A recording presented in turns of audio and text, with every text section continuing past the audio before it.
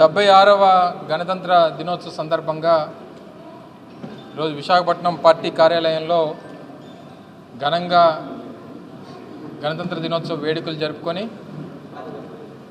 రాజ్యాంగాన్ని భారతదేశానికి అమల్లోకి తీసుకొచ్చినటువంటి సందర్భంగా జరుపుకునేటువంటి గణతంత్ర వేడుకలు 75 సంవత్సరాలు పూర్తి చేసుకొని 76వ సంవత్సరంలో అడుగుపెట్టి ఏదైతే అంబేద్కర్ గారు రచించినటువంటి రాజ్యాంగాన్ని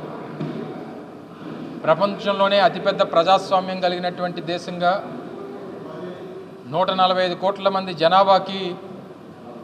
వారి తాలూకా హక్కులు రాజ్యాంగబద్ధంగా వారికి వచ్చినటువంటి వారి హక్కులు ఇవన్నీ కూడా కాపాడుకునేటువంటి దిశగా అనేక సామాజిక పరమైనటువంటి అసమానతలు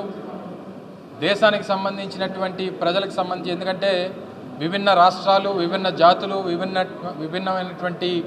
కులాలు మతాలు ప్రాంతాలు భాషలు కలిగినటువంటి గొప్ప దేశం భారతదేశం.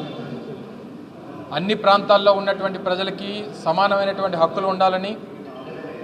తీసుకున్నటువంటి ప్రతి నిర్ణయంలో ప్రభుత్వాలు తీసుకున్నటువంటి ప్రతి నిర్ణయంలో ప్రతి ఒక్కరికి మంచి జరగాలన్నటువంటి ఉద్దేశంతో ఒక గొప్ప రాజ్యాంగాన్ని దేశానికి ఇచ్చినటువంటి అంబేద్కర్ గారు మనం గతంలోనే మొన్నే జరుపుకున్నాం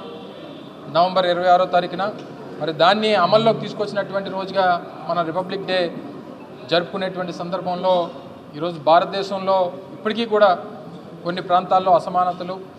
కొన్ని ప్రాంతాల్లో ఉదాహరణకి మన రాష్ట్రంలో ఎక్కడ కూడా రాజ్యాంగాన్ని పాటించేటువంటి పరిస్థితులు కూడా కనబడట్లేదు. ఏ రకంగా రెడ్ బుక్ రాజ్యాంగం నడుస్తూ ఉందో ఈరోజు దేశాలు దాటెళ్ళి కూడా రాష్ట్రం గురించి రాష్ట్రం బ్రాండ్ ఇమేజ్ని పెంచాల్సింది పోయి అక్కడ కూడా రెడ్ బుక్ గురించి మాట్లాడి రెడ్ బుక్ రాజ్యాంగాన్ని అమలు చేస్తామనేటువంటి మాటలు చెప్పడం అనేటువంటిది ఏదేమైనప్పటికీ బాధాకరం. రానటువంటి కాలంలో దాని గురించి రాష్ట్ర ప్రజల తాలూకా హక్కుల గురించి వారి తాలూకా అవసరాల గురించి వారి భవిష్యత్తు గురించి వైఎస్ఆర్ కాంగ్రెస్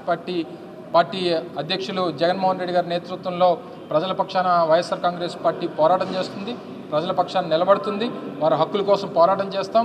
వారికి ఉన్నటువంటి ప్రతి విషయంలో రాష్ట్రంలో ఉన్నటువంటి ప్రతి పౌరుడికి వారికి ఉన్నటువంటి హక్కుల కోసం రాజ్యాంగబద్ధంగా వారికి వచ్చినటువంటి వారి హక్కుల కోసం వైఎస్ఆర్ కాంగ్రెస్ పార్టీ వారి పక్షాన రాష్ట్ర ప్రజల పక్షాన నిలబడుతుంది అనేటువంటి విషయాన్ని మరొకసారి మీ ద్వారా ప్రజలందరూ కూడా తెలియజేసుకుంటూ రాష్ట్ర ప్రజలందరికీ మరొకసారి 76వ గణతంత్ర దినోత్సవ శుభాకాంక్షలు ఈ సందర్భంగా తెలియజేస్తా ఉన్నాను.